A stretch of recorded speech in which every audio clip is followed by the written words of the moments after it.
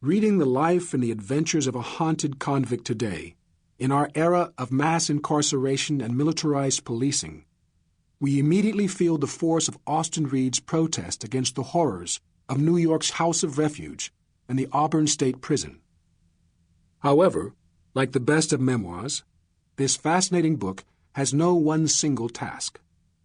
Composed when the author was in his mid-30s, it attempts to make sense of his life since his early childhood. Reed was not born into slavery, but as we get to know him in his pages, we are well aware that he is a young African American attempting to find his way in the antebellum United States.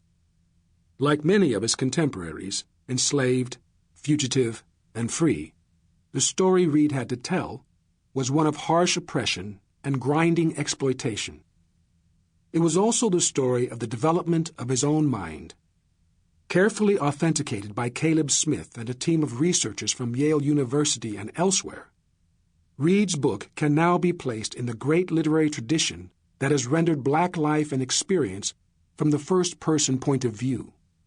By 1858, when Reed concluded his account, the tradition already included a rich variety of slave narratives, poems, sermons, speeches, and works of fiction. But there was nothing quite like this sustained treatment of African American life inside the prison system that was just taking its modern shape. As Reed's memoir circles back again and again to Rochester, New York, we are especially intrigued to consider him alongside another African American writer who has been central to our own scholarship on the tradition.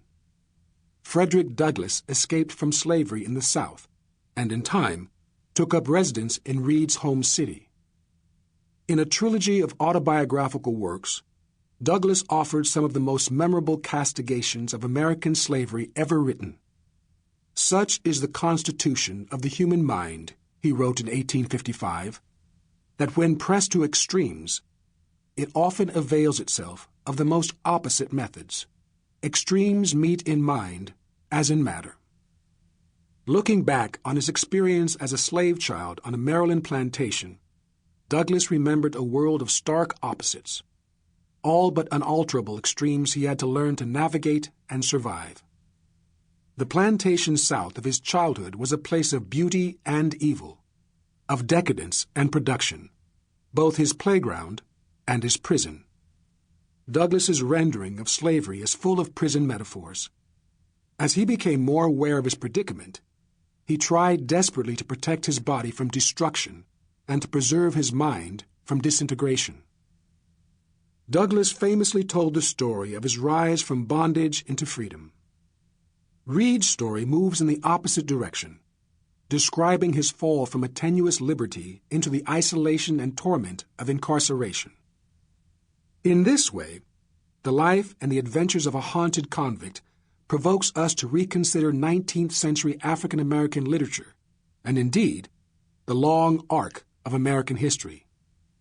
Reading Austin Reed in the 21st century, we see how the formal abolition of Southern slavery may not have secured the liberty that Douglass risked everything to obtain for himself and many thousands more. Even before the Civil War, the Free North was already building the penal system that now imprisons nearly 1 million African Americans. A century and a half after emancipation, 1 in 3 black men will spend time under confinement in America's prisons and jails. Reed came of age inside some of the earliest institutions of penal captivity, and he had his own ideas about freedom, which seemed always to be receding beyond his grasp. In the meantime, he did his best to hold on to the elements of a life: physical safety, a basic education, and a sense of belonging. 2 of Douglass's insights have special resonance as we study Reed's pages. First, thinking in part about his own childhood, Douglass declares that all slaves are orphans. Douglass never knew the true identity of his father, although it was likely one of his first 2 owners. And after the age of 6, he never again saw his mother, Harriet Bailey.